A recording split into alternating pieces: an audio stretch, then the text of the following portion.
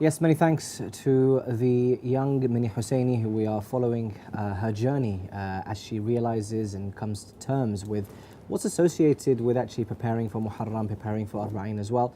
We thank her for her time, and now it's part of the show where we're looking into the jurisprudential context of Muharram and Arba'in. As we are during the time of Arba'in now, the millions and millions of viewers, millions and millions of Zuwar, the visitors flocking towards Abu Abdullah al-Hussein to commemorate the 40th of Imam Hussein alayhi salam.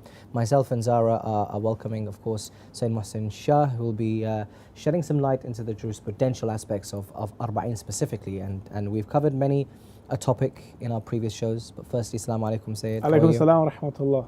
How are you? I'm very well. How are you? Alhamdulillah, good, thank you. Good. Welcome. well. Thank you for joining us. Thank you for having me. Yeah. So as I was saying, we've covered a whole range of different topics, but many of them have been Muharram related. So looking into preparing for Muharram, the different rituals and acts, as well as the supplications associated with Muharram. Today we're going to focus on the walk itself, and as we've seen in the episode today, you know, the number of visitors to Imam Hussein is increasing by the day, all culminating on the 40th day of Imam Hussein alayhi salam, where the millions of visitors will be pledging their allegiance, visiting the shrine, also doing the ziyarah of Arba'in. It's an actual ziyarah of Arba'in. So we wanted to understand, and I think Zahra maybe can shed light on this, but there's a question from Muhammad in Karbala. So he says, Dear Sayyid, every year millions of people flock to Karbala to commemorate the 40th day after the death of Imam Hussein. What are the benefits of this walk? Where and from whom did this walk and ziyarah start? There's a couple of different elements onto that question. So just to break it down, do you want to break it down or shall I? You may do so. So breaking that down, first of all, the millions of people that flock, I think that's always something of interest to people. I think they have world record breaking numbers, don't they? It's world's largest peace gathering. Yes. So it's quite a...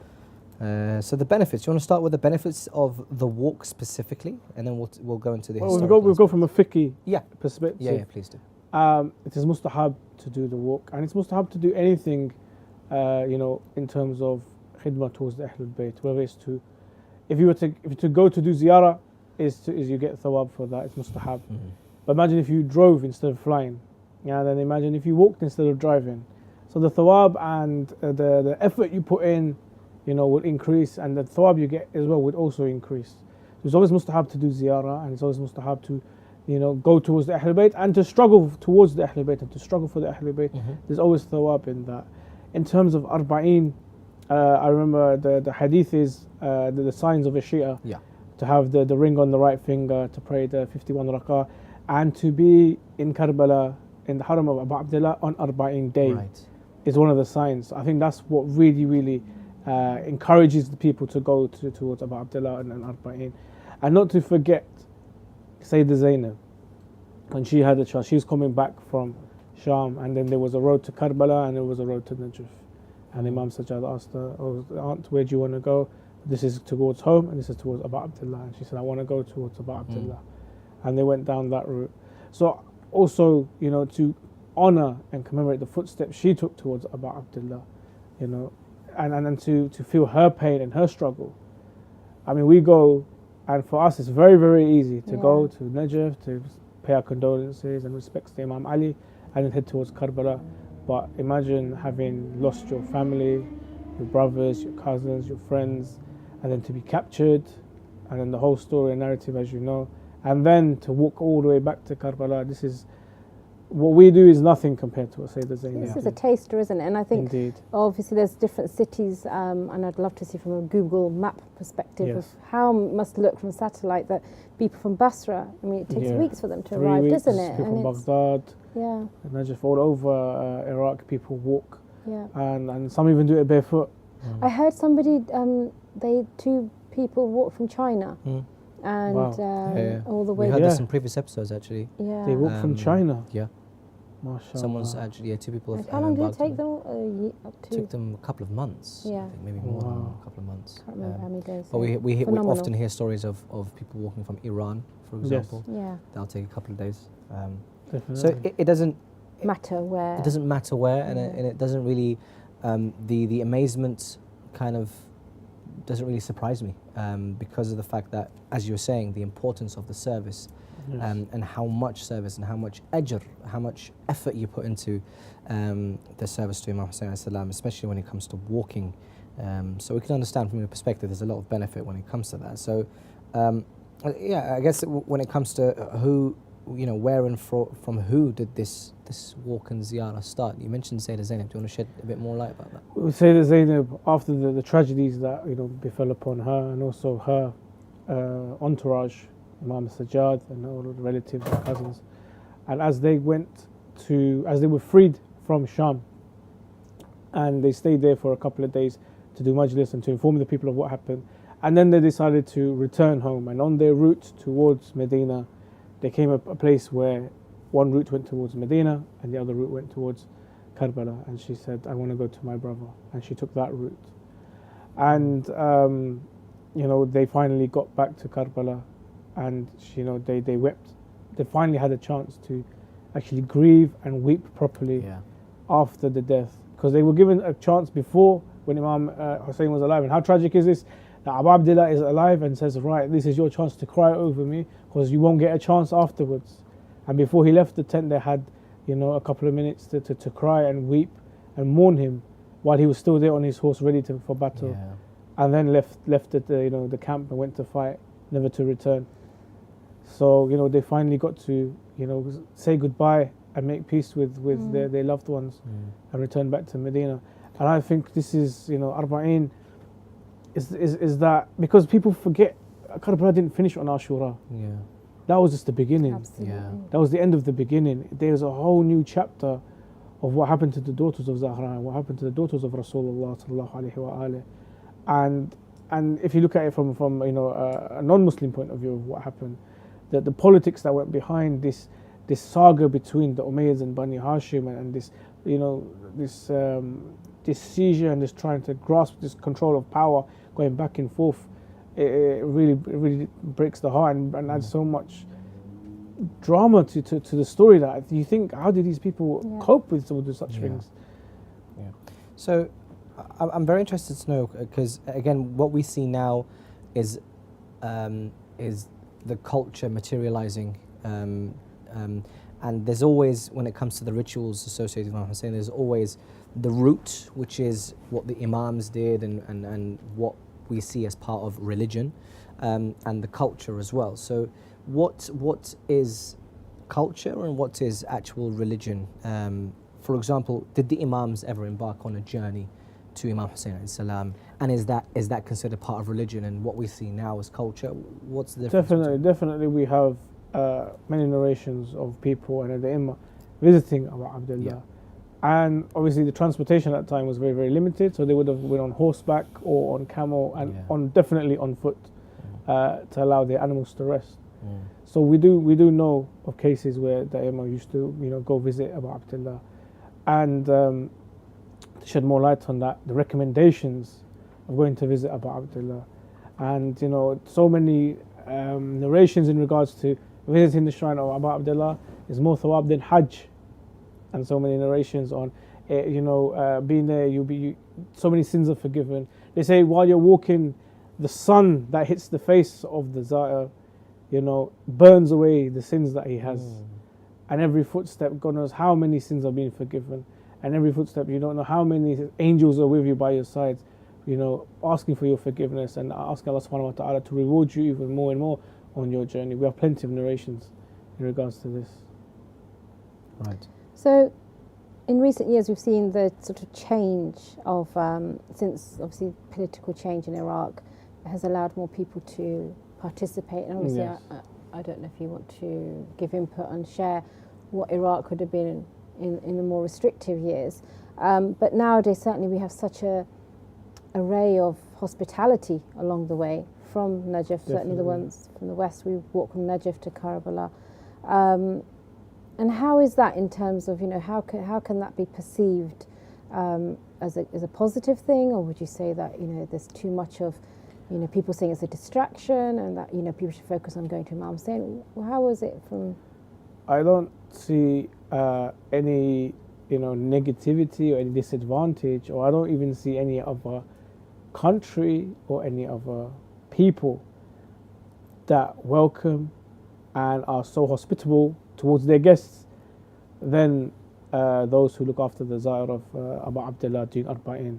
Tell me, where do you go where you'll have 1 million people come in and all of them are fed and are given, you know, medicine, clothing, shelter, you know, where in the world does this happen? Anyway, apart from when there's like an international crisis, like a natural disaster, and then you get foreign aid. Apart from that, there's no nowhere. aid here. This is people's own. There is nowhere in the world where you go to visit the country and everyone steps forward to help and to just be hospitable.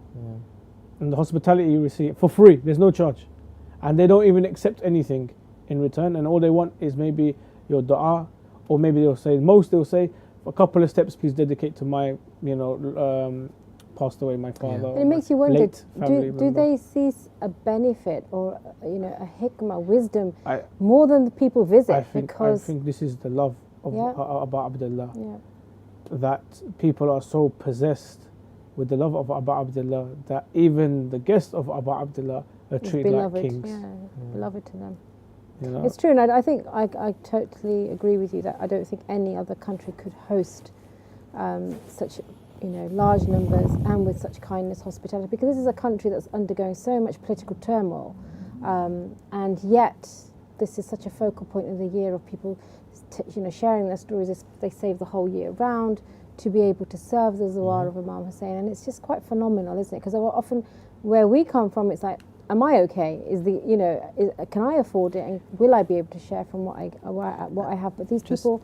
So just to add to that as well, because the people of Iraq you mentioned pre sort of the regime collapse, and they weren't allowed to profess their love, they weren't allowed to commemorate, they weren't allowed to walk, they weren't allowed to do anything. So it's actually a testament to the miracle of Imam Hussein's message that within a 30-year period, I mean 30 years, 40 years is a good duration for things to die down, certain cultures to die down, rituals to die down. You can lose a lot, but they've managed to keep hold of what they, you know, what was dear to them, and that was a service to Imam Hussein, and to the extent it became explosive, in the sense that just after the regime fell, the amount of suppression they managed to really bring it out as much as they can. It's like, you know, being a bottle just capped for 30 years and then suddenly you just release that bottle and all the service just came out all at once. So you in a way you can't really blame them, because they were like, well, we've been oppressed for 30, 40 years. We weren't allowed to show our service to Imam Hussein, and this is part and parcel of what we are as a culture and what we are as a country. And I think with the introduction of social media and you know, people filming and loading up the videos, it's brought a wider audience towards Arba'in. And I think that, you know, you can see by the numbers, some say estimated 27, 30 million people with that 2-week period are in and out of Karbala. And more and more people are joining and want to be part of the experience and part of, you know, the Arba'in walk. And it's an amazing experience to go through. And you know, I remember a lady had cancer on her foot.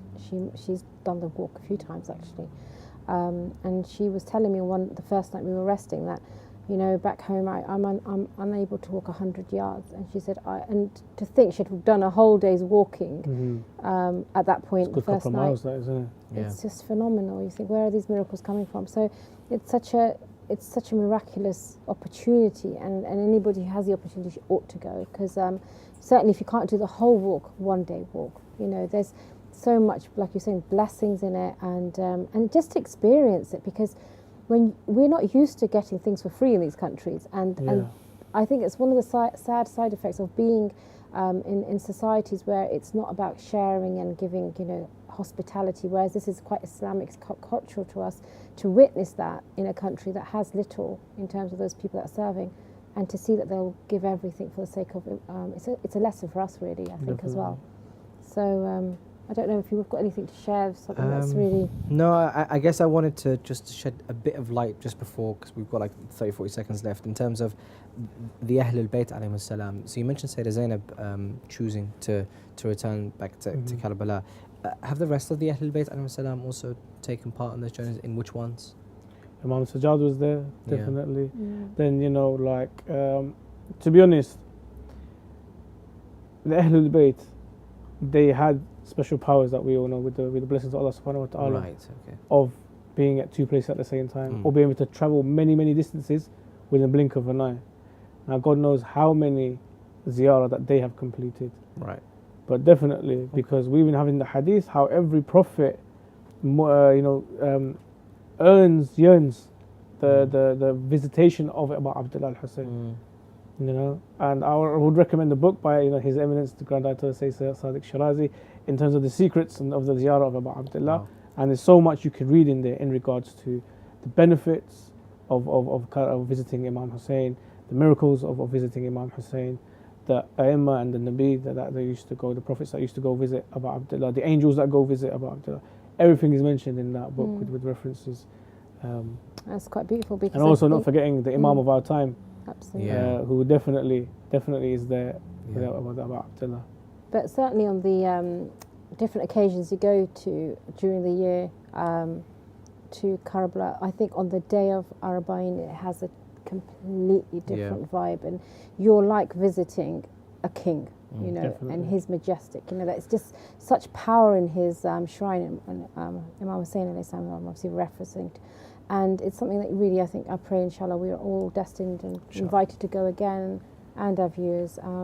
And I don't know, is that we come to the end? Yeah, I think that brings us to an end quite nicely in the sense that we pray to Allah subhanahu wa ta'ala for ourselves and the viewers out there to be granted the permission. Not just granted the journey, but actually permission, because a lot of it is actually Imam Hussein alayhi salam requesting you to be there. So we ask Allah subhanahu wa ta'ala to allow us to be granted the permission of attending the ziyarah of Arba'in. Sayyid Muhsin, thank you so much for your time. Thank you for having me. From myself and Zahra, we thank you as well for the viewers of watching this show, Morning Baraka. We hope that you've gained some benefits and insights into many aspects of Muharram and Arba'in. And of course, inshallah, we look forward to seeing you in the next episode. Wassalamu alaikum wa rahmatullahi wa barakatuh.